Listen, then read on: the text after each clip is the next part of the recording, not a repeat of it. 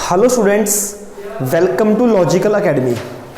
बच्चों, आज है हमारी video number 92 and video number 92 बहुत ज़्यादा इंपॉर्टेंट है। बच्चे ये इंपॉर्टेंट इसलिए है क्योंकि आज इसके अंदर हम बहुत सारे ऐसे पॉइंट्स कवर करने वाले हैं जो हमने कुछ चैप्टर्स में छोड़े हुए हैं या फिर इस चैप्टर का जो भी पेंडिंग पार्ट है हम वो करने वाले हैं। तो एक बार गो थ्रू करते हैं कि आज की वीडियो में हम क्या सीखने वाले हैं। बेटा सुनो जी, सारे बच्चे छोड़ दो जो कर रहे हो बेटा, वरना समझ नहीं आएगा बेटा जो समझा रहा हूं। लीव, हाँ छोड़ दो बेटा। सुनो जरा ध्यान से, हो सकता है आपको वीडियो में क्लियर ना दिख रहा हो, फ्लैश लग रही हो लाइट्स की, है ना।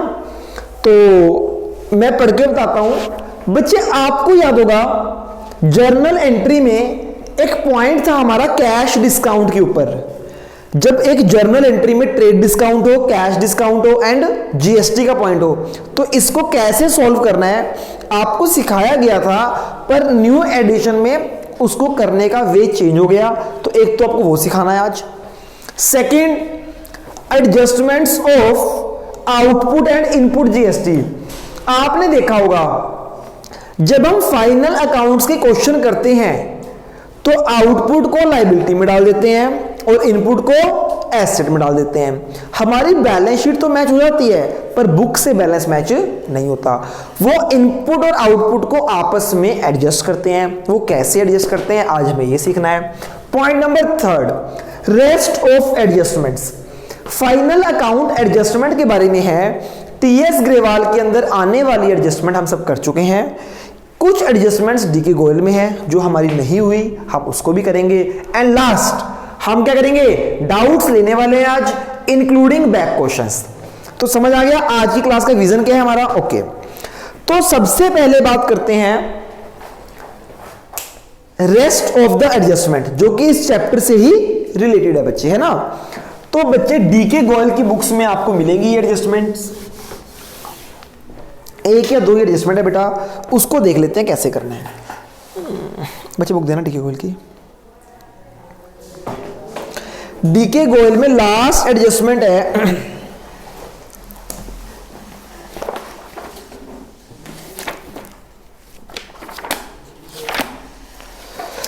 जयेश बेटा, इसकी बात नहीं बोलूंगा, छोड़ दो।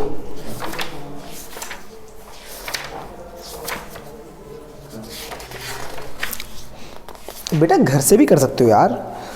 एडजस्टमेंट क्या है, sale of goods on approval basis. क्या है एडजस्टमेंट बच्चे, sale of goods on approval basis. हाँ जी, आप क्वेश्चन करो बेटा। क्या एडजस्टमेंट है, sales of goods on approval basis. बच्चे ये अगर हम बात करें डीके गोयल के अंदर सबसे इंपॉर्टेंट एडजस्टमेंट यही है, बाकी सारी आपकी हो रखी है ना। इंपॉर्टेंट है बच्चे, sales of goods on approval basis. क्या मतलब है इसका बेटा, इसको समझते हैं ध्यान से। बच्चे देखो, हमने गुड्स सेल किए हैं, जैसे ही हमने गुड्स सेल की वो हमारे लिए इनकम है, हम अपनी सेल्स में गुड्स को रिकॉर्ड कर लेते हैं, है ना। पर बच्चे हमने सेल पता कैसे की, एक कस्टमर आया मेरे पास, वो मुझसे गुड्स खरीदना नहीं चाहता। मैंने उसको बोला कि भैया तू गुड्स ले जा, तू ये गुड्स अपने साथ ले जा, अगर पसंद आई तो रख लियो, नहीं पसंद आई तो वापस कर दियो। सैंपल नहीं बच्चे, सैंपल तो फ्री में दे दिया ना, हमने उसको एक सैंपल नहीं दिया, हमने पूरा लॉट सारी गुड्स उठा के उसको दे दी कि भैया तू रख, कस्टमर का रिस्पॉन्स अच्छा आएगा तो बेच दियो इसको। अगर उसे अच्छी लगी और उसने अप्रूव कर दिया कि हाँ जी आपकी गुड्स मुझे पसंद आई हैं, तो वो हमारी गुड्स सारी रख लेगा। अगर उसे पसंद नहीं आई तो वो सारी गुड्स हमें वापस कर देगा। बच्चे सैंपल क्या होता है, सैंपल इज डिफरेंट। सैंपल होते हैं हम एक पीस देते हैं उसे और उसे बोलते हैं तो रख ले, पसंद आए तब भी रख ले, ना पसंद आए तब भी रख ले। पसंद आएगा तो ऑर्डर कर दियो ज्यादा गुड्स, पसंद नहीं आएगा तो कंज्यूम कर। सैंपल तो ये हो गया। हमने यहां पर सैंपल नहीं दिया, हमने क्या किया, हमने बल्क में सामान उठाया और उसे बेच दिया। और किस शर्त के साथ बेचा बेटा कि अगर पसंद ना आए तो वापस कर सकता है तू, हाँ है ना। समझ आ गई बच्चे। एक बात बताओ, हमने उसको सामान बेच दिया, सेल कर दिया, पर अभी उसकी अप्रूवल आई नहीं, तो क्या मैं उसको सेल मानूंगा? बोलो, जब तक उसने हाँ नहीं करी तब तक क्या वो मेरे लिए सेल है? तो बच्चे क्या कर देते हैं, ये ना सेल्स में इंक्लूड कर लेते हैं। क्या करते हैं? सेल्स में इंक्लूड कर देते हैं बच्चे। तो हमें वो सेल्स में इंक्लूड नहीं करनी चाहिए, तो क्या कर देंगे, आपके पास तो होगी नहीं ना। सुनो बच्चे, मेरी बात सुनो ध्यान से। जब भी गुड्स सेल होंगी ऑन अप्रूवल बेसिस पर, जब तक अप्रूवल ना मिले तब तक हम उसको सेल नहीं मान सकते। और इन्होंने सेल मान ली। फॉर एग्जाम्पल, हमारे पास गुड्स थी जिसकी कॉस्ट थी 80,000। कितनी कॉस्ट थी बच्चे? हम इसको जब सेल करेंगे तो कॉस्ट पर सेल करेंगे या सेल प्राइस पर? सेल प्राइस कॉस्ट प्राइस से ज्यादा ही होगा बेटा, हाँ है ना। अगर प्रॉफिट का केस है तो कॉस्ट थी 80,000 की, हमने सेल कर दी कितने की? 1 लाख की। पर जो सेल की है ना, ये कौन सी है? ऑन अप्रूवल बेस, हाँ है ना। तो बच्चे, जब तक अप्रूवल नहीं मिलती तब तक ये मेरी सेल, ना तो मेरी सेल बनी ना वो मेरा डेटर बना। जब अप्रूव ही नहीं करा तो उसने मेरे पैसे अभी देने नहीं है। पर हमने इसको गलती से सेल मान लिया। हमने एंट्री क्या डाल दी? हमने एंट्री डाल दी debtor account debit to sales account 1 lakh. हम ये एंट्री करे हुए बैठे हैं। हमने बोल दिया 1 लाख का सेल हो गया और 1 लाख पैसे कस्टमर से लेने हैं, ये हम मानकर बैठे हैं। क्या हमने ये सही किया या गलत किया? गलत किया। क्यों गलत किया बच्चे? क्योंकि अभी अप्रूवल नहीं मिली तो ये हमारी सेल्स नहीं है। तो इसको ठीक करने के लिए सेल्स को मैं कैंसिल कर दूंगा। ये मेरी सेल तो नहीं है ना बेटा, तो सेल से माइनस कर देंगे। ये सेल में ऐड हो रखी है तो ठीक करने के लिए सेल से माइनस कर दूंगा, यानी सेल्स अकाउंट डेबिट हो जाएगा। 2, क्या अभी पैसे लेने हैं मैंने? नहीं लेने। डेटर बनाया हुआ है तो ठीक करने के लिए इसको भी माइनस कर दूंगा, डेटर को कैंसिल कर दूंगा। समझ आ रही है? दोनों से माइनस कर। हाँ, तो अगर हम बात करें फाइनल अकाउंट में, इस एंट्री का फाइनल अकाउंट में क्या इफेक्ट आएगा? एक तो बच्चे सेल से माइनस हो जाएगा ये, और दूसरा डेटर से माइनस हो जाएगा। क्यों माइनस होगा? क्योंकि अभी ये हमारी सेल नहीं है, हम सेल मानकर बैठे हैं। सेल नहीं है ना तो सेल से माइनस कर दो, डेटर भी नहीं है ना तो डेटर से भी माइनस कर दो। समझ आ गई बच्चे? कितने अमाउंट से? 80,000 से या 1 लाख से? 1 लाख से। क्यों? क्योंकि बच्चे हमने सेल तो 1 लाख की है ना, हमने डेटर से 1 लाख लेने थे, है ना। अभी इसके 2 इफेक्ट और आएंगे, इसके 4 इफेक्ट आएंगे। दूसरा, इसका मतलब अभी ये हमारा क्लोजिंग स्टॉक है। बच्चे, what do you mean by closing stock? जो अभी सेल नहीं होता। जो गुड्स सेल नहीं होती वो हमारी क्या होती है? Closing stock. तो बच्चे, ये गुड्स हमारी सेल नहीं है, ये हमारा स्टॉक है। बेशक चला गया, हमारे पास फिजिकल रूप में नहीं है, पर देखा जाए है तो हमारा क्लोजिंग स्टॉक, हाँ है ना। तो बच्चे, एक तो ये क्लोजिंग स्टॉक में ऐड हो जाएगा, कहां पे? ट्रायल बैलेंस में। और दूसरा क्लोजिंग स्टॉक में ऐड हो जाएगा, कहां पे? बैलेंस शीट में। क्लोजिंग स्टॉक का इफेक्ट 2 जगह आता है ना बच्चे, तो दोनों जगह ऐड हो जाएगा। किस वैल्यू पे? 80 पर या 1 लाख पर? 80 पर, 1 लाख पर। क्यों? वो भी ठीक है, क्योंकि हमारे गुड्स की जो कॉस्ट है वो 80 है। और दूसरा कॉन्सेप्ट याद है? कॉस्ट और market value, whichever is. Closing stock हमेशा वैल्यू किस पे होता है? कॉस्ट और market value, whichever is less. या तो ऐसे बोल दो, या फिर भैया जो गुड्स हमारे पास पड़ी है ना उसकी कॉस्ट 80,000 रुपये है, 1 लाख तो बेचने की वैल्यू है ना, तो 80,000 रुपये। समझ आ गई? पर मैं ऐसे पढ़ता हूं इसको कि कॉस्ट और market value whichever is less. Are you getting it or not? है ना? समझ आ गई? तो बच्चे, जब भी गुड्स होंगी सेल ऑन अप्रूवल बेसिस, तो हम क्या करेंगे? सेल्स और डेटर में से माइनस कर देंगे और क्लोजिंग स्टॉक में ऐड कर देंगे। ठीक है? तो बच्चे, इसके इफेक्ट 4 इफेक्ट। एक तो सेल्स में से माइनस, क्या? Sale price. डेटर में से minus, sale price. Closing stock, trial balance, closing stock balance sheet. हाँ है ना, दोनों में क्या हो जाएगा, ऐड हो जाएगा। ये ऐड होगा कॉस्ट और market value whichever is less, और ये यहां पे माइनस होगा ये।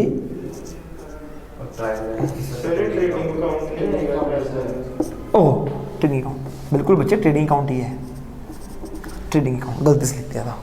समझ आ गई बेटा, अच्छी रिस्पॉन्स थी ना बेटा। क्या अंदर कैसे हो सकता है, अंदर तो रजिस्टर्ड होगा ना ऑलरेडी, अंदर तो रजिस्टर्ड होगा ना, सेल में से माइनस हो चुका होगा, कुछ भी नहीं करना, ऐसे कोई वर्ड लिखा हुआ आ ही नहीं सकता। या तो सेल में से माइनस होगा, क्लोजिंग स्टॉक में ऐड होगा, हमें कुछ नहीं करना, अंदर नहीं आएगी रजिस्टर्ड कभी भी।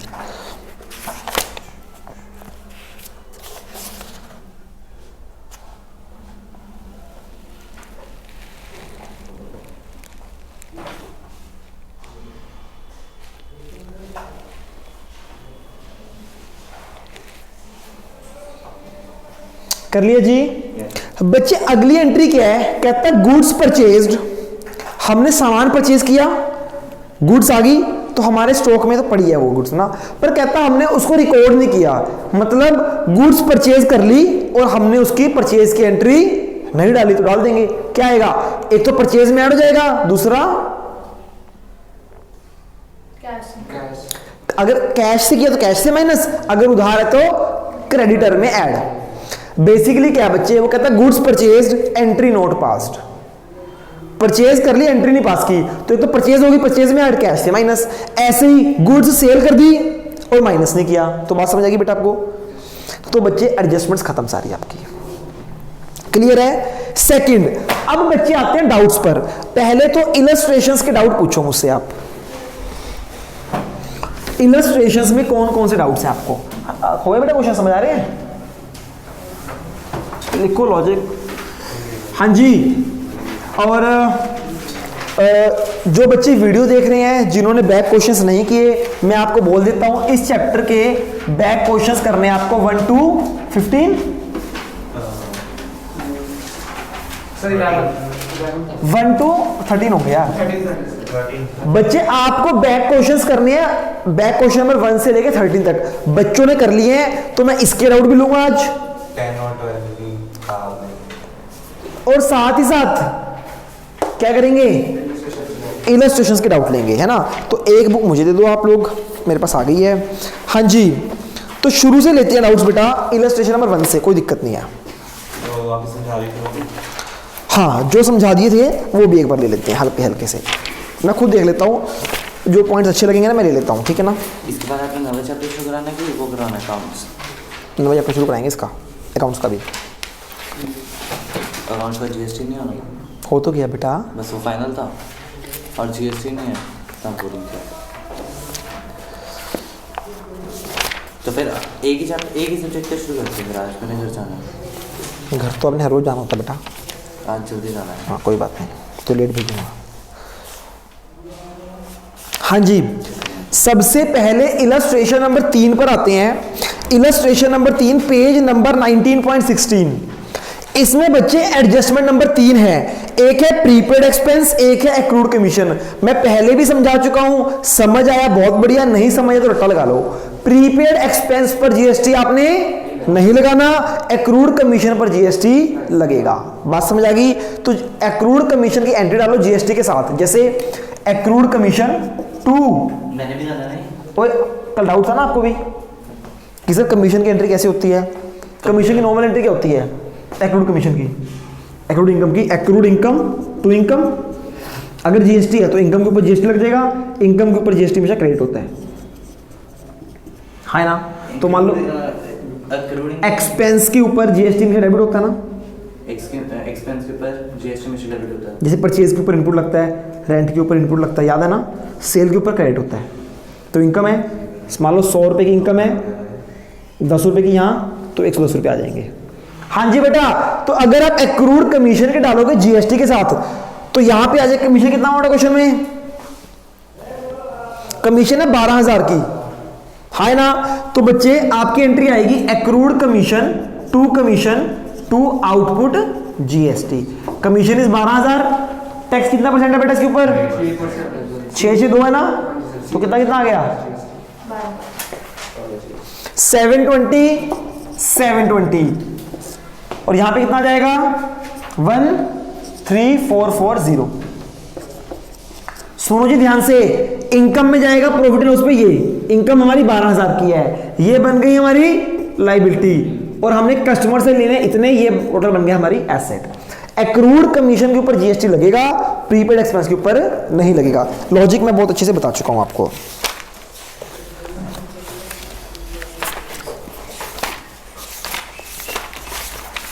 उसके बाद बेटा जो ये इलस्ट्रेशन नंबर 8 है, इलस्ट्रेशन नंबर 8 हो गया, इलस्ट्रेशन नंबर 6, 7, 8, ये सारे इलस्ट्रेशन आपको कैसे करने हैं देखो। इलस्ट्रेशन 6, 7, 8 जिसमें प्रोविजन वगैरह है, बेटा आपको इसमें अकाउंट नहीं बनाना, ना कोई जर्नल पास करनी, आपको simply profit and loss account बनाना है और बैलेंस शीट बनानी है, और कोई पॉइंट सॉल्व नहीं करना। जैसे मैंने आपको एग्जांपल बताया था ना 5, उसको बेस लेकर आपको ये करना है। क्लियर है बेटा? हाँ जी।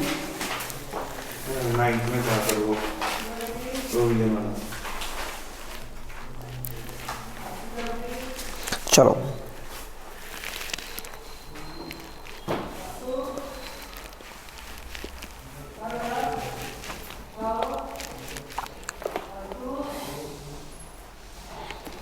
हाँ जी बच्चे, अब इलस्ट्रेशन 9 में, चलो वैसे तो बच्चों ने डाउट पूछा नहीं जयेश के अलावा, पर मैं बता देता हूं आपको। इलस्ट्रेशन नंबर 9 में बच्चों को डाउट है एक, बच्चे बोलते हैं सर बैलेंस शीट के अंदर डेटर है हमारे 1 लाख की। बिल्कुल ठीक है, डेटर 1 लाख की है ना, और बच्चे वो बोलता क्या है, क्वेश्चन में लिखा है 10,000 इंसॉल्वेंट हो गए, जिसमें से 5,000 रिसीव हो जाएंगे और 5,000 रिसीव नहीं होंगे, तो यानी 5,000 क्या हो गए? बैड डेट, बैड डेट हो गए। 5,000 रिसीव हो जाएंगे, 5 रिसीव नहीं होंगे, तो 5 हो गए बैड डेट। और कहते हैं मेंटेन प्रोविजन, कितने परसेंट है? वो कहता है 5% प्रोविजन बनाओ। बच्चे बोलते हैं सर प्रोविजन बनता है डेटर 1 लाख, डेटर में से बैड डेट माइनस कर दो 5,000, कितना आ गया? 95। 95 के ऊपर 5% बनना चाहिए, ऐसा लगता है ना बच्चों आपको? पर इन्होंने बनाया है 90,000 के ऊपर 5%, ऐसा क्यों?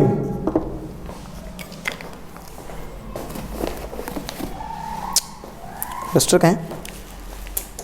देखना बेटा। ओ इन्होंने तुक्के मार के बस, इन्होंने कहाँ दिमाग लगाना। डस्टर देखना बेटा,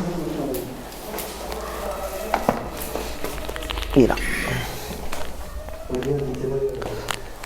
सुनो बेटा ध्यान से, क्या ये पॉइंट है?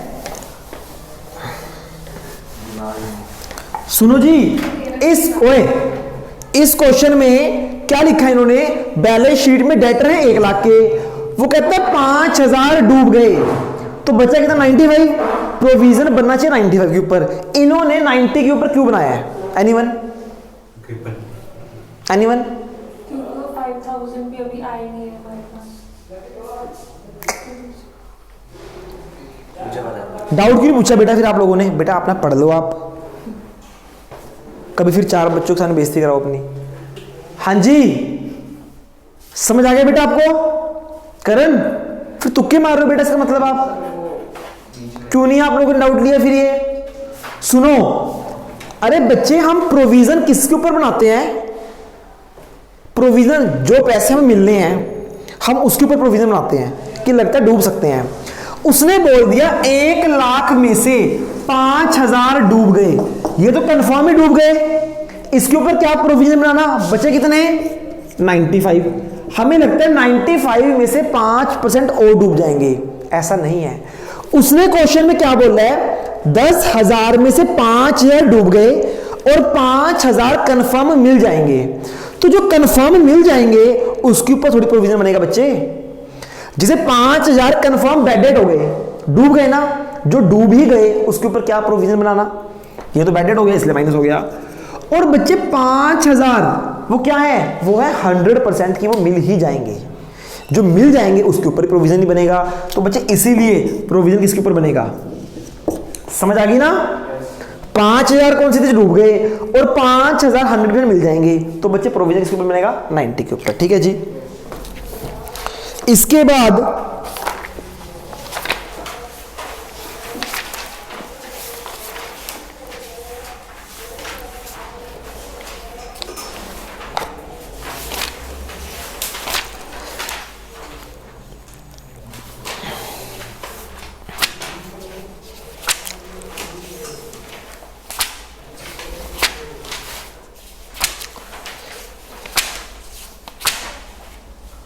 हाँ जी बेटा, इलस्ट्रेशन नंबर 18 निकालिए, पेज नंबर 19.44। इन्होंने क्रेडिट बैलेंस में लिखा है 10% लोन। ये 10% का मतलब क्या बच्चे? इसका मतलब होता है लोन के ऊपर 10% इंटरेस्ट लगना है। उसने आपको डेट गिवन है ना बच्चे, डेट उसने आपको जान के दी है ताकि आप इसके ऊपर इंटरेस्ट निकालो 6 महीने का। वो कहते हैं हमने लोन लिया था 1 अक्टूबर 2018 को। कितना लोन लिया था? 10,000 का। तो बच्चे इसके ऊपर हमें इंटरेस्ट पे करना चाहिए ना। चेक करो क्या कहीं भी इंटरेस्ट है क्वेश्चन में? देखो देखो बच्चे, 10,000 का लोन लिया। क्या लिया? 10,000 का लोन। इसके ऊपर 10% इंटरेस्ट है 6 महीने का। क्यों? क्योंकि 1 अक्टूबर को लिया है। 6/12 कितना आ गया बच्चे? 500 रुपीज इंटरेस्ट होना चाहिए ना?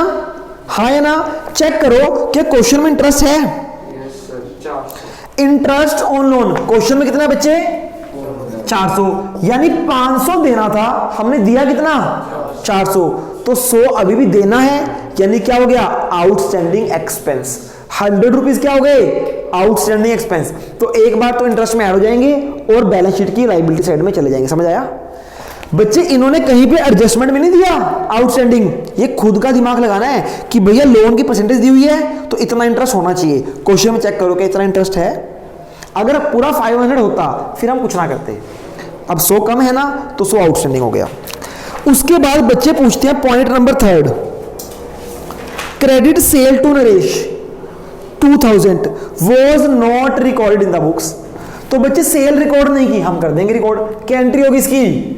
Debtor account debit to sale to output GST, output GST. हाँ है ना?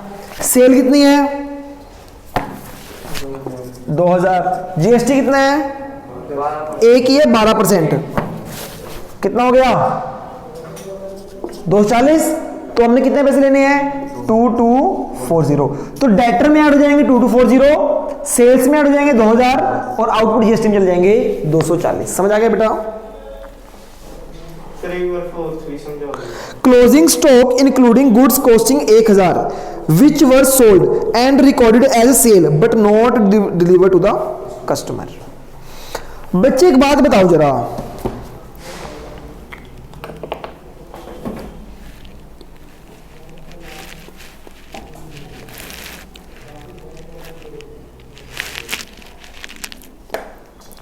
बच्चे क्वेश्चन सुनो ध्यान से। क्या कहता है वो? कहता है closing stock including goods costing 1000। कहता है क्लोजिंग स्टॉक में 1000 रुपए गुड्स इंक्लूड किए हुए हैं जो कि हम बेच चुके हैं। बच्चे जो सामान हम बेच जाते हैं वो सेल्स में आना चाहिए या क्लोजिंग स्टॉक में आना चाहिए? सेल्स में आना चाहिए ना, क्लोजिंग स्टॉक में तो नहीं आना चाहिए। वो कहता है सेल में तो इंक्लूड कर दिया पर हमने क्लोजिंग स्टॉक में भी इंक्लूड कर दिया। मेरी बात समझ रहे हो? वो कहते हैं 1000 का सामान बेचा तो कहां पे आना चाहिए था? सेल में। वो कहते हैं सेल में तो है पर साथ ही साथ वो क्लोजिंग स्टॉक में भी है। क्या क्लोजिंग स्टॉक में होना चाहिए था? तो क्लोजिंग स्टॉक से क्या कर देंगे? माइनस कर देंगे। 1000 ट्रेडिंग अकाउंट से और 1000 बैलेंस शीट से। समझ आ गई?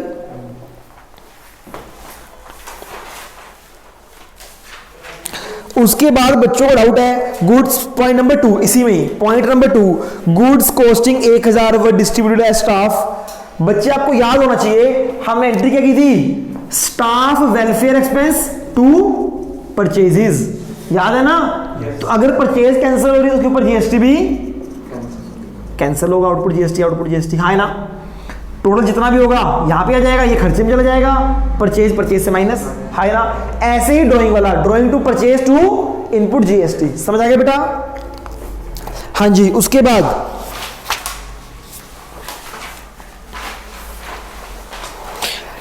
बेटा illustration number 20,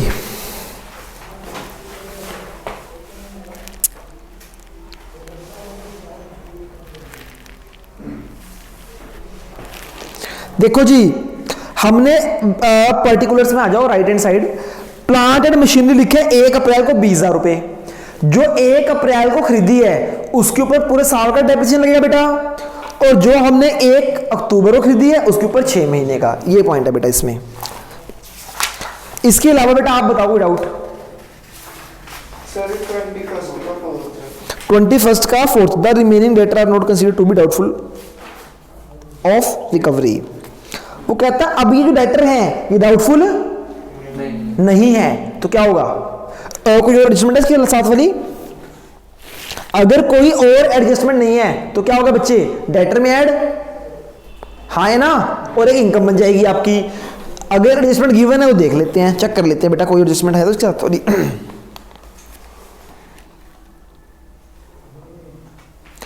not considered doubtful, doubtful नहीं रहेंगे ना। तो डेटर पहले कितने थे बच्चों? डेटर कितने हैं क्वेश्चन में? 2,50,000। प्रोविजन कितना है? प्रोविजन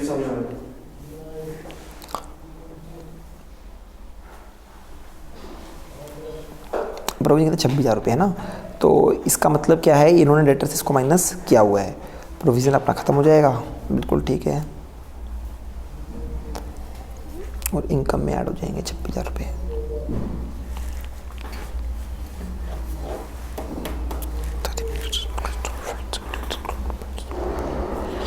एक तो ये है बच्चे, एक तो पॉइंट नंबर 3 करो, मार्क इकट्ठा है ये। पॉइंट नंबर 3, पॉइंट नंबर 4, है ना? हाँ जी देख लिया बेटा। देखो बच्चे, और ऊपर से आ जाओ सन्ड्री डेटर और प्रोविजन फॉर डाउटफुल डेट, ये सारा इकट्ठा है, लिंक्ड है सारा ना। देखो बच्चे ध्यान से, वो क्या बोलता है, पॉइंट नंबर 3 बोलता है कि फर्दर बैड डेट हो गई, डूब गए। अगर डूब गए तो बच्चे क्या करते हैं हम? बैड डेट में और डेटर माइनस, ये तो सिंपल है। उसके बाद क्या बोलता है कि sundry the remaining debtor are not considered to be doubtful. वो कहता है जो हमें डाउटफुल लग रहे थे ना, अब वो डाउटफुल नहीं रहेंगे, अब वो डाउटफुल नहीं रहेंगे। तो बच्चे हमें कौन से डेटर डाउटफुल लग रहे थे? प्रोविजन वाले। हमने ऊपर एक प्रोविजन बनाया हुआ, चेक करो, हमें लग रहा था ये डूब जाएंगे, अब वो क्या बोलते हैं? ये डूबेंगे नहीं। तो ओल्ड प्रोविजन को खत्म करना है, ओल्ड प्रोविजन को खत्म करने के लिए क्या करते हैं? तो इसको इनकम प्रॉफिट में क्रेडिट कर दो, और नई बैलेंस में आएगा नहीं, ये समझ आ गई ना? ये कह रहा है बेटा वो आपको। तो वैसे भी हम ये करते हैं, अगर ना भी लिखा होता है पॉइंट और क्वेश्चन में फर्दर बैडेड हो रहे हैं तो ओल्ड प्रोविजन खत्म ही करने हैं बच्चे हमने, हाँ है ना? ये ना होता प्रोविजन फॉर डाउटफुल डेट और ये पॉइंट, फिर ये पॉइंट दिया ही ना होता। ये पॉइंट फिर किसके बारे में होता? ये कहता है रिमेनिंग डेटर जो हमें डाउटफुल लग रहा है, डाउटफुल नहीं है। अगर डाउटफुल होता ही तो ये पॉइंट लिखा ही नहीं होता। एक मिनट, तो बच्चे फर्स्ट नहीं पहले कर ले तीनों क्वेश्चन। हाँ सही हो गई, तो फिर ये तो होना चाहिए आपसे, अगर तीनों हो गए आपसे। अरे मेरे को ये नहीं समझ आना ना कि PU x by PX increase होगा। इसमें ऐड करके देखो फिगर, जैसे यहाँ पे ऐड कर लो 25, यहाँ 50 कर लो, यहाँ 25 कर लो, 2 आ जाएगा आंसर। यहाँ भी ऐसे करो कि आंसर 2 आए, इक्वल्स 2 हो गया है ना। फिर ये बड़ा है तो एक नई फिगर है, कुछ में बड़ा आ रहा हो, फिर चेक करो कैसे मैच होएगा वो, समझ आया? देखो क्या होता है इक्विलिब्रियम, क्या होता है बेटा बताओ, इक्विलिब्रियम क्या होता है नालायक? इक्विलिब्रियम क्या होता है? 2 कमोडिटी 1 कमोडिटी है, 2 कमोडिटी है ना, क्या होता है? MUX upon PX equals to MUY upon PY। Is equals to, एक तो ये होता है MUM, और एक इन्होंने गिवन किया क्वेश्चन में गिवन है, सुनो ये नहीं x है नीचे PX, ये गिवन है ना क्वेश्चन में, ये गिवन है। वो क्या बोलता है आपको बेटा? वो बोलता है कि ये है, इससे यहाँ पे जाना है हमें, तो आपको ना फिगर सेलेक्ट करनी पड़ेगी। पहले तो एक फिगर लेट करो कि ये इक्वेशन बन जाए, फिर एक फिगर लेट करो ये इक्वेशन बन जाए, फिर देखो इसको यहाँ तक पहुँचाने के लिए क्या कंज्यूम करना पड़ेगा, क्या कम करना पड़ेगा, चेक करो। हाँ जी समझ आ गया बेटा? ठीक है जी। बैक हाँ इसी में जो प्रोविजन था सर वो उसके अंदर है ट्रायल बैलेंस। हाँ जी, तो सर हमने डेटर में ऐड नहीं करना है इसको। ट्रायल बैलेंस के अंदर जो चीज़ होती है बच्चे, उसके कितने इफेक्ट होते हैं? एक ही। एक तो एक इफेक्ट डालेंगे ना हम उसका।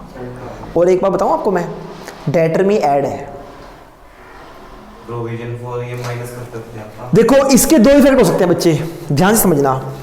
या तो ये ऐसे प्रेजेंट होगा, डेटर 2,51,000 माइनस ही से प्रोविजन कर दो, फॉर एग्जाम्पल 51,000 रुपये, तो डेटर कितने आ जाएंगे? 2 लाख के।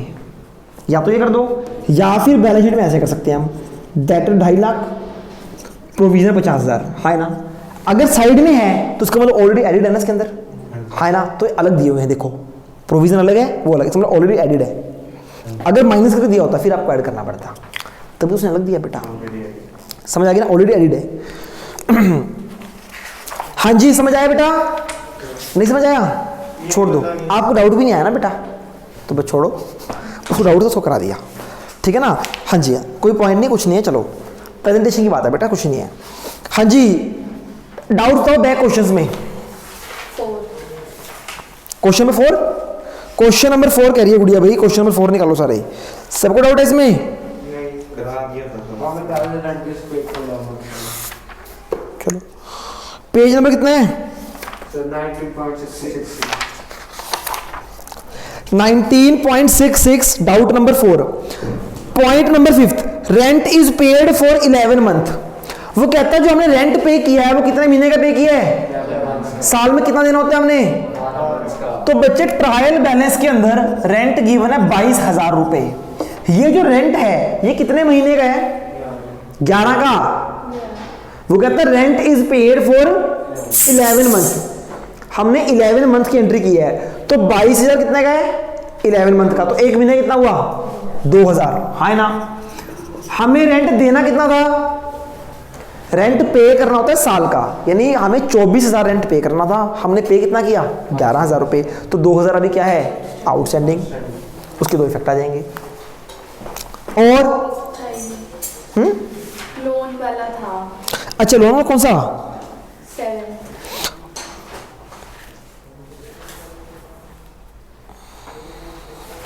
हाँ जी, 7th लोन ये कराया तो है बेटा अभी पॉइंट, अभी कराया नहीं इलस्ट्रेशन में, 1 अक्टूबर को लोन लिया हुआ था।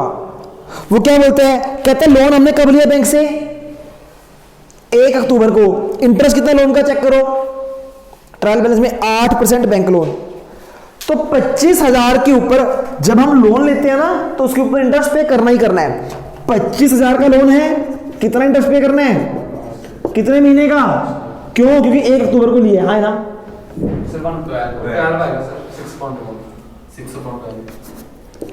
हाँ है ना। तो बच्चे से चेक कर लो कितना आ रहा है, जितना इंटरेस्ट आ रहा है अगर उतना है तो ओके है, अगर कम है तो आउटस्टैंडिंग है, अगर कुछ भी है तो सारा आउटस्टैंडिंग है। सेम पॉइंट तो है बेटा। इस क्वेश्चन में इंटरेस्ट आ ही नहीं रहा तो सारा का सारा आउटस्टैंडिंग है, कुछ भी पे नहीं किया। हाँ जी, क्वेश्चन नंबर 8 का point of good question taken by the proprietor for personal use but the entry was not pass. बच्चे वही है, तो ड्राइंग में आ जाएगा, 25 से माइनस हो जाएगा बस। क्या चीज है?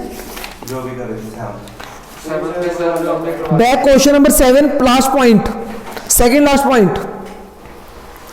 कहते हैं point number 4 page number 19.68 px equals to py नहीं होना चाहिए ना। पॉइंट नंबर 4 क्या कहता है? Write off 50,000 as further by date.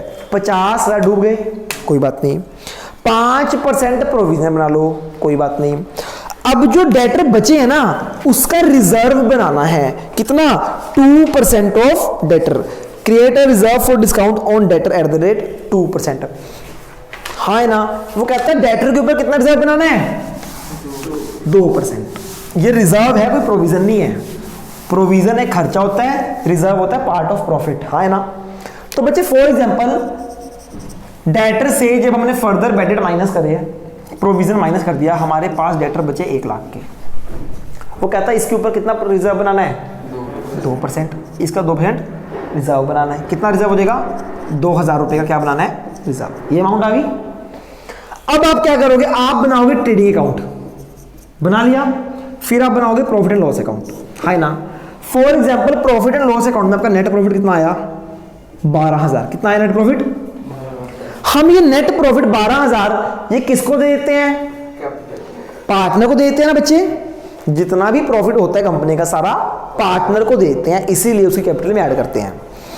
अब हमारे पास प्रॉफिट है 12,000, क्या हमने 12,000 का 12,000 पार्टनर को देना है या कुछ रिजर्व बनाना है इसमें से? कितना बनाना है रिजर्व? 2,000 का। तो 2,000 का रिजर्व बन जाएगा, तो पार्टनर कितना जाएगा? 10,000। तो आपने कैपिटल में ऐड करना है नेट प्रॉफिट कितना? 10,000। और 2,000 का रिजर्व बन गया ना, वो अलग से बैलेंस शीट में आ जाएगा रिजर्व के नाम से 2,000, क्योंकि रिजर्व लायबिलिटी में आता है। समझ आ गई? समझ आ गई बेटा? पक्का? ठीक है जी। नहीं नहीं बेटा, प्रोविजन थोड़ी है, वो तो कह रहा है फ्यूचर में लॉस होगा उसका रिजर्व बना लो, प्रोविजन नहीं बनाया ना हमने। 10% फाइनल प्रॉफिट जनरल रिजर्व में कर दिया मैंने। हाँ सेम चीज है, जितना भी नेट प्रॉफिट आया ना 12,000, यहाँ पे 10% ऑफ नेट प्रॉफिट है, वहां पे 10% ऑफ डेटर, 2% ऑफ डेटर था, यहाँ पे क्या है 10% ऑफ नेट प्रॉफिट। तो 12,000 था, देखो राजी 12,000 नेट प्रॉफिट है, इसका 10% बना लो, कितना आ जाएगा 1,200। वो कहता है 12,000 पूरा मत दो, 12,000 में से 1,200 रख लो, बाकी दे दो, ये रिजर्व फिर लायबिलिटी में आ जाएगा। सेम चीज है। Provide salary to Shubho 15,000 per month. Salary देनी है, ऊपर नहीं है खर्चा ना, ऊपर चेक करो सैलरी है, पूरे साल में 1,80,000 सैलरी देनी है, 15 हुई ना, तो साल में कितनी देनी है 180। 15,000 पर एनम है, पर मंथ है 15,000 पर एनम है, तो एक साल में 15,000 सैलरी देनी है। कितनी दी हुई है क्वेश्चन में ट्रायल बैलेंस में सैलरी?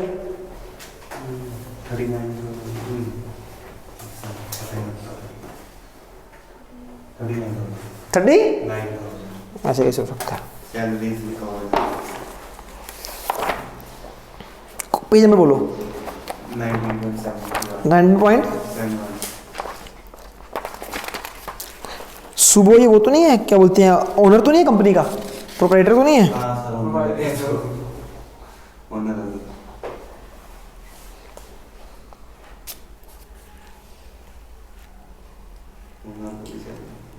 कह रहे ओनर को सैलरी देनी कितनी, 15,000 रुपये।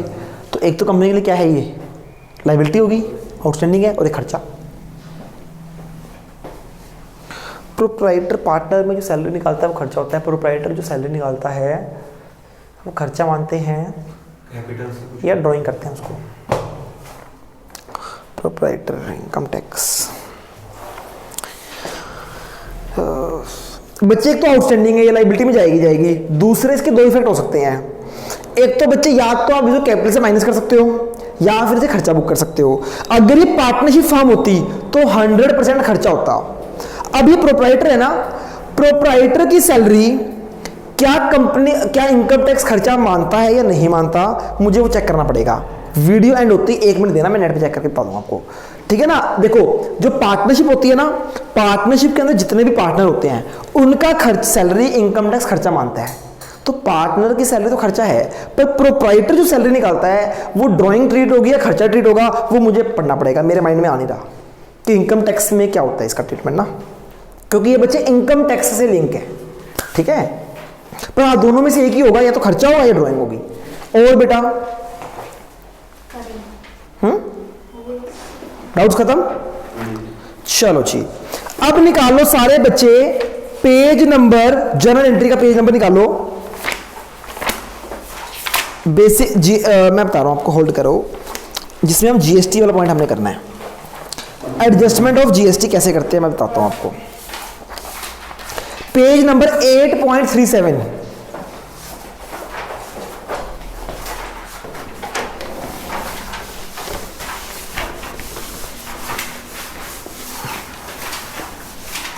पेज नंबर 8.37, ठीक है बेटा। हाँ जी बच्चे, हमारे पास 3 तरह की जीएसटी होते हैं जिसको हम एडजस्ट करते हैं, और बेसिकली हम ना इनपुट को एडजस्ट करते हैं आउटपुट के साथ, आउटपुट को इनपुट के साथ नहीं। इनपुट क्या होता है, ऑलरेडी पे कर चुके हैं, जो पे कर चुके हैं वही तो एडजस्ट करेंगे ना आने वाले के साथ। तो इनपुट को एडजस्ट करना है तो क्या आता है, एक होता है इनपुट CGST, इसको ऐसे लिखना आपने। फिर input SGST, then input IGST। इसको इधर उधर मत कर देना, आंसर में फर्क नहीं पड़ेगा, पर आप ना लॉजिक घुमा सकते हो, इसीलिए स्टेप बाय स्टेप बुक में भी सिंपल दिया हुआ है, आपको भी सिंपल करा रहा हूं, है ना। अगर आप करोगे इधर उधर, फिर कॉन्सेप्ट स्ट्रॉन्ग होना चाहिए आपका। कॉन्सेप्ट कैसे मैं बताता हूं। वो कहता है जो इनपुट CGST है ना, वो आप किसके साथ एडजस्ट कर सकते हो। पहले नंबर पे आप इनपुट को एडजस्ट कर सकते हो आउटपुट इसके ग्रुप के साथ। किसके साथ? आउटपुट CGST के साथ, हाँ है ना। अगर फिर भी पहले इसको इससे एडजस्ट करोगे, इनपुट SGST को किसके साथ करोगे बच्चे? आउटपुट SGST के साथ। और इसको से करोगे आउटपुट। सबसे पहले आपने ये अप्रोच करनी है। अगर आपका सारा एडजस्ट हो जाए, मतलब ये भी आउटपुट पूरा एडजस्ट हो जाए, ये भी और ये भी, अगर तो सारा इजीली आपका एडजस्ट हो जाए तो एडजस्ट कर दो बस। जैसे मान लो यहाँ 5 लाख था, ये 4 लाख है, ये 3 लाख है, ये 1 लाख है, ये 2 लाख है, ये 1 लाख है। सारा माइनस हो रहा ना बच्चे इजीली। यहां पे 1 लाख इनपुट बच गया, यहां पे 2 लाख बच गया इनपुट, यहां पे 1 लाख इनपुट। आउटपुट खत्म हो गया सारा, तो बैलेंस शीट में आ जाएगा इनपुट CGST 1 लाख, एसेट में 2 लाख और 1 लाख, ये दोनों नहीं आएंगे। समझ आ गई ना। पहले तो इजीली एडजस्ट किया करो, अगर तो एडजस्ट हो जाए ठीक है। कई बार क्या होता है,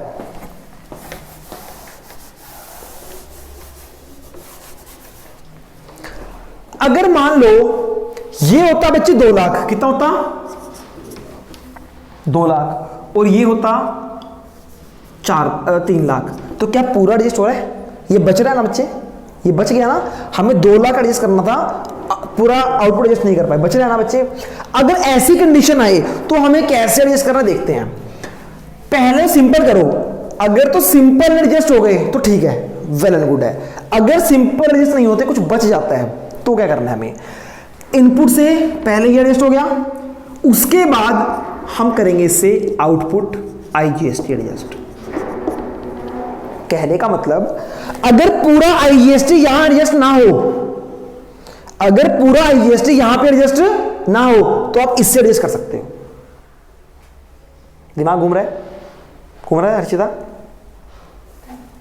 समझ नहीं आ रहा?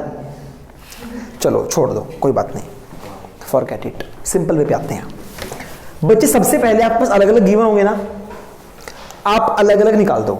अगर आपका सारा आउटपुट एडजस्ट हो गया, मान लो यहां भी एडजस्ट हो गया, ये भी, अगर सारा एडजस्ट हो गया फिर तो सिंपल है, कोई दिक्कत नहीं है। अगर एडजस्ट नहीं होता तो एडजस्ट करने का एक और स्टेप है। पहले इनपुट से एडजस्ट हुआ, अगर कुछ बचा है तो एक और चीज एडजस्ट हो सकती है इससे, आपका आउटपुट IGST आप इससे एडजस्ट कर सकते हो। समझ आ गई ना। ऐसे ही इससे भी आप आउटपुट IGST एडजस्ट कर सकते हो। और इससे पहले तो IGST एडजस्ट होता है, फिर इससे आउटपुट CGST एडजस्ट होता है, और फिर इससे आउटपुट SGST एडजस्ट होता है। क्वेश्चन करके बताऊंगा, समझ आ जाएगा आपको एकदम। हाँ ना, आपको स्टेप्स याद रखने हैं, ठीक है ना। और कोई एडजस्टमेंट नहीं है, खत्म हो गया आपका एडजस्टमेंट। मतलब क्या, मैं बताता हूँ अभी आपको, सुनो। अगर तो पहली लाइन में ही इजीली एडजस्ट हो जाए, फिर तो बात ही खत्म है। हर एक अपने आप को पूरा आउटपुट अपने अंदर संभाले। अगर हर एक आउटपुट आपका एडजस्ट हो रहा है तो कोई दिक्कत नहीं है। अगर आउटपुट बच जाए तो कैसे होता है, मैं बता रहा हूं आपको, है ना। जो आउटपुट IGST है वो पहले अपने से ही होगा, पहले अपने से होगा। अगर बच गया तो ये कहां से एडजस्ट हो सकता है? ये यहां से भी एडजस्ट हो सकता है। पहले आप सब में अपना अपना एडजस्ट करो। अगर अपना अपना एडजस्ट करने के बाद कुछ बचता है तो आउटपुट IGST को आप दोनों से एडजस्ट कर सकते हो, हाँ है ना। समझ आ गई। और अगर ये बच जाए तो ये यहां एडजस्ट हो सकते हैं। हल्की हल्की कुछ कुछ बात समझ आ रही होगी। तो स्टेप्स इसकी याद कर लो 2 मिनट के लिए, फिर क्वेश्चन करेंगे, एकदम समझ आ जाएगा आपको। अभी नहीं कराया आपको बेटा, जो जिसमें कोशिश कर सकते हो वो करते नहीं आप। जो पढ़ाया वो होने था, जो नहीं पढ़ाया वो पढ़ रहे हो। मेरा टाइम पास है और कुछ नहीं बेटा। आज देख लिया बेटा मैंने आपको। अच्छा ध्यान से जाना, ठीक है। हाँ जी बेटा सुनो ध्यान से। कहने का मतलब अब तुम याद कर लो, इनपुट सीजीएसटी से हम क्या क्या एडजस्ट कर सकते हैं। एक तो आउटपुट सीजीएसटी और आईजीएसटी, ये नहीं एडजस्ट कर सकते हम। आउटपुट एसजीएसटी एडजस्ट नहीं कर सकते, समझ आ गई ना। याद कर लो, इनपुट सीजीएसटी से एक तो आउटपुट सीजीएसटी होगा और आउटपुट आईजीएसटी होगा। ऐसे ही इनपुट एसजीएसटी से एक तो आउटपुट एसजीएसटी होगा पहले, उसके बाद आउटपुट आईजीएसटी होगा। ऐसे ही इनपुट आईजीएसटी से पहले आउटपुट आईजीएसटी होगा, फिर एसजीएसटी। आई होप समझ आ गया आपको बात, है ना। तो बच्चे इसके नीचे एग्जांपल दिया होगा, इसी पेज के नीचे बड़ा अच्छा एग्जांपल दिया उसने। हाँ जी मुझे बताओ इनपुट कितना है, इनपुट सीजीएसटी कितना है बेटा, देख के बताना। सीजीएसटी देख के बताना। 2 लाख। सीजीएसटी है 2 लाख। एसजीएसटी कितना है 2 लाख।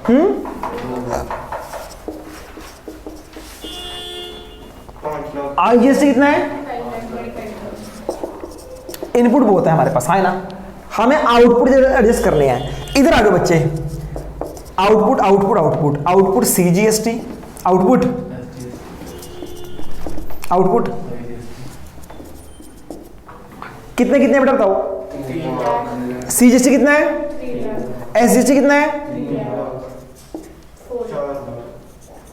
4 लाख, है ना। हमने 2 लाख एडजस्ट करना था। इससे इनपुट सीजीएसटी से पहले क्या एडजस्ट होगा, आउटपुट सीजीएसटी। क्या होगा, आउटपुट सीजीएसटी।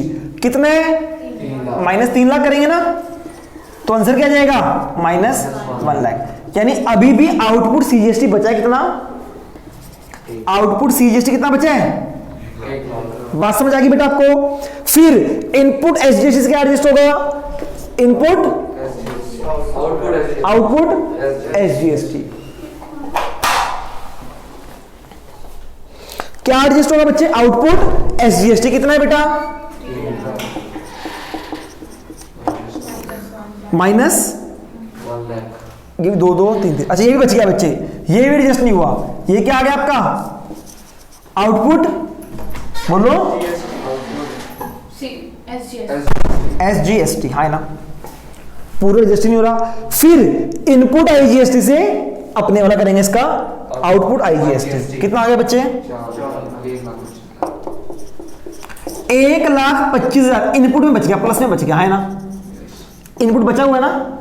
अब बचा हुआ है ना, इससे कुछ और कर सकते हैं, एडजस्ट कर सकते हैं। पहले करो आउटपुट आईजीएसटी, वो कर लिया। अगर बच गया तो क्या करेंगे, आउटपुट। अब हम करेंगे आउटपुट। कितना आउटपुट सीजीएसटी करना है एडजस्ट, 1 लाख। तो 1 लाख कर देंगे एडजस्ट, समझ आया। अभी भी कितना बच गया 25,000। ये खत्म हो गया ना पूरा, ये एडजस्ट हो गया, ये 0 हो गया ना। ये तो हाँ है ना। ये 1 लाख करना था, बचा कितना है 25, तो 25 एडजस्ट कर सकते हैं। 25 और एडजस्ट कर लिया तो ये 0 हो गया। ये भी 0, ये भी 0, ये बच गया कितना, ये बच गया 75 आउटपुट एसजीएसटी। समझ आया बेटा। तो बैलेंस शीट में ये जाएगा, ये खत्म हो गया ना सारे, ये जाएगा। सर करा दो करा दिया, इसलिए नहीं करा रहा था बेटा, आसान था। चलो 1-2 क्वेश्चन और करते हैं इसके।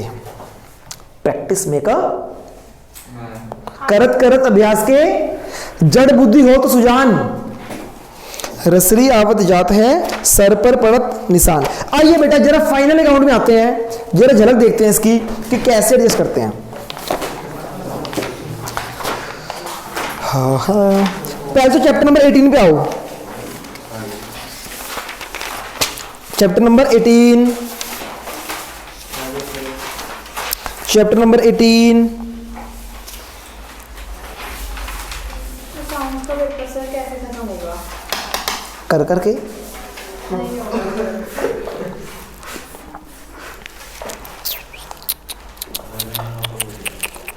क्या हाँ जी बेटा, इलस्ट्रेशन नंबर 24 पेज नंबर 18.45 18.45 18.45 मिल गया। सर एडजस्ट करते हैं जरा, आइए बेटा, इसके लिए नोट्स बनाना जो मर्जी बनाना, आपको मैंने करा दिया, ठीक है ना। देखते हैं बेटा, सबसे पहले मुझे बताओ तीनों के इनपुट CGST SGST IGST कितना है, बताओ। 10,000 CGST और SGST 15,000 IGST। क्या बोल दिया आपने? 10,000। ये दोनों CGST हैं इनपुट। 10,000 10,000 15,000। आउटपुट कितना है जी? 8 CGST कितना है? SGST कितना है? और IGST कितना है? 12। अब देखो इधर, पहले अपना CGST से आउटपुट CGST कितना है? 8। पूरा हो गया एडजस्ट? हो गया। 2,000 क्या बच गया? इनपुट बच गया। फिर इसको अपने में करो, 8,000 पूरा हो गया, यहां से भी 2,000 SGST इनपुट बच गया, और यहां और पूरा ही हो गया, हाँ है ना। इनपुट समझ आए बच्चे, तीनों में इनपुट आंसर आ गया आपका। ये भी इनपुट आ जाएगा 2,000 बैलेंस शीट में, ये भी 2,000 बैलेंस शीट में, और ये भी बैलेंस शीट में। आउटपुट कहीं समझ आ गई ना? कोई दिक्कत परेशानी प्रॉब्लम? आगे देखते हैं कोई और क्वेश्चन। चलते जाओ चलते जाओ, खत्म हो गया। नेक्स्ट चैप्टर पे आओ, चैप्टर नंबर 19। कोई अच्छा क्वेश्चन है इस चैप्टर में, देखते हैं ना बच्चे। पहले कह रहे थे सर इस क्वेश्चन में भी उस क्वेश्चन, अब मिल नहीं रहे तुम्हें, ढूंढो ढूंढो।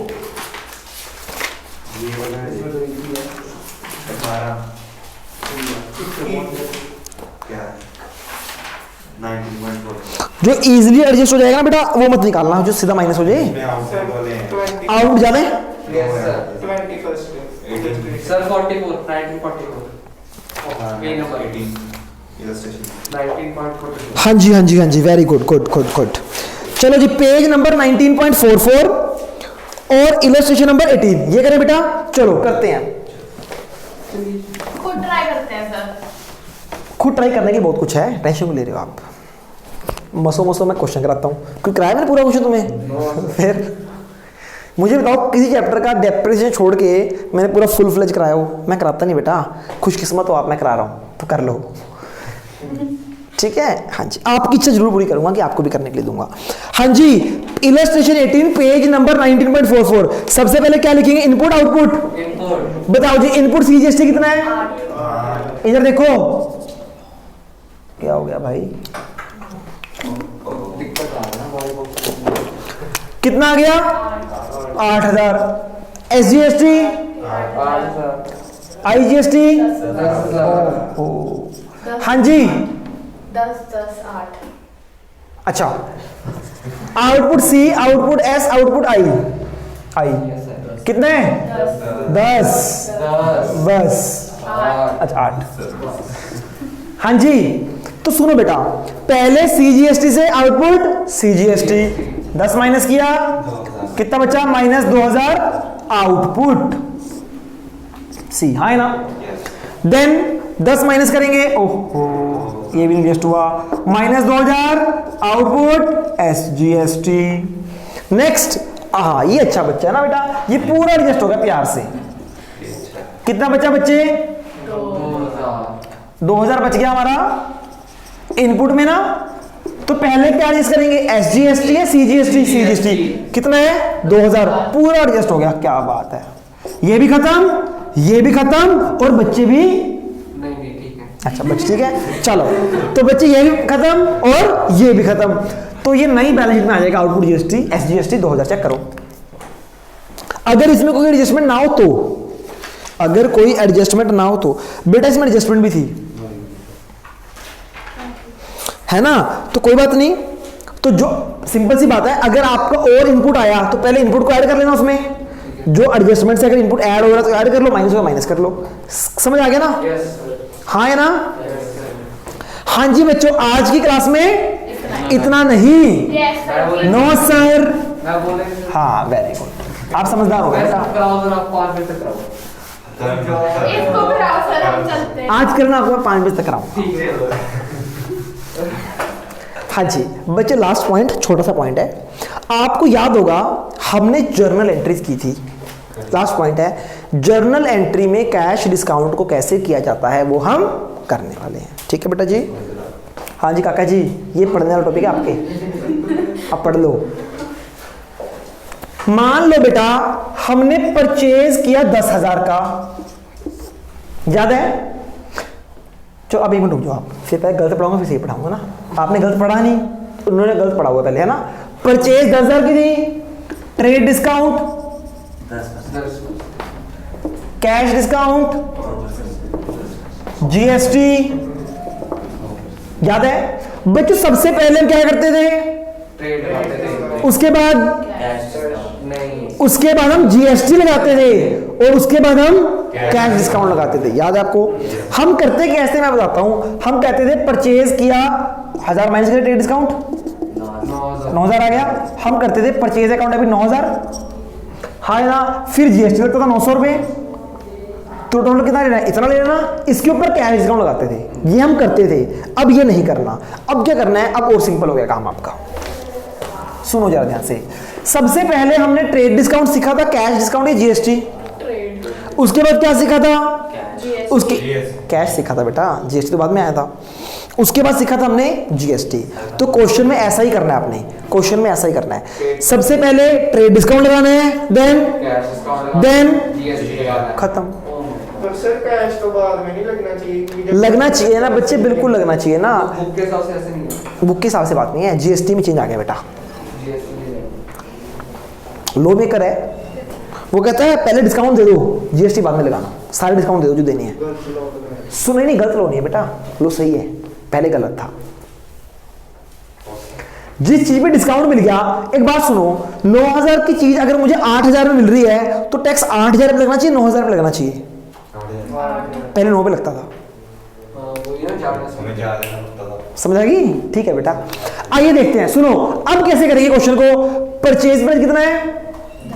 10,000। तो सबसे पहले जब भी ट्रेड डिस्काउंट होता है ना, हम क्या निकालते हैं? New purchase price. तो पहले ट्रेड डिस्काउंट माइनस कर दो 1,000, क्या आ जाएगा बच्चे? New purchase price is 9,000। अब इसका 10%। अब इसके ऊपर हमें कैश डिस्काउंट मिल रहा है कितना? 10%। 10%। 981। पर बच्चे परचेज तो 9,000 की रहेगी, याद है ना? कैश डिस्काउंट में परचेज में माइनस नहीं करते ना, तो परचेज कितनी आ गई?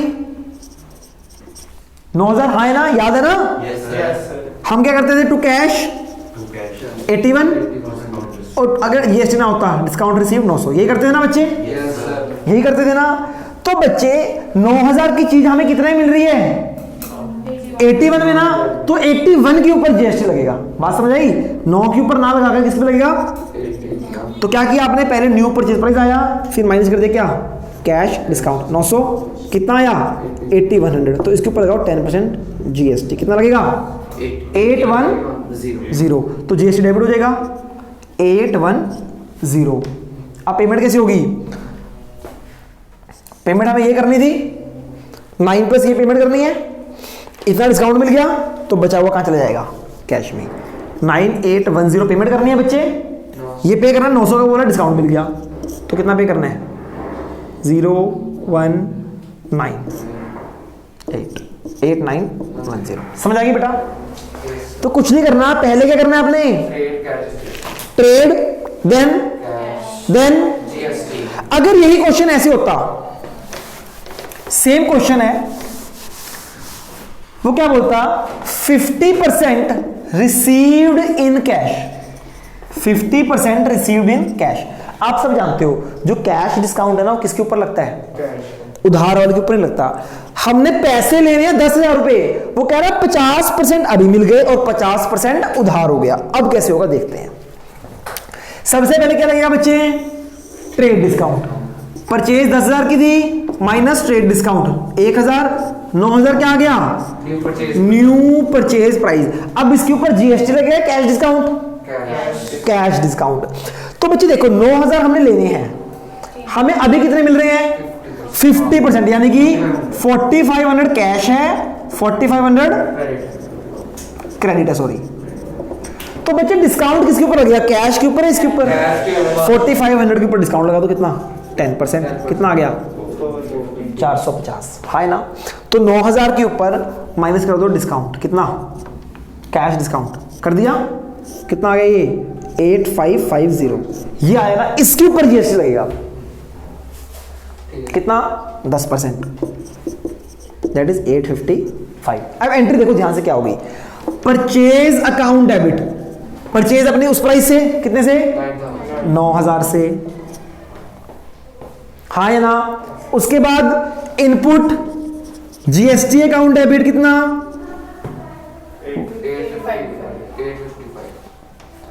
855 टू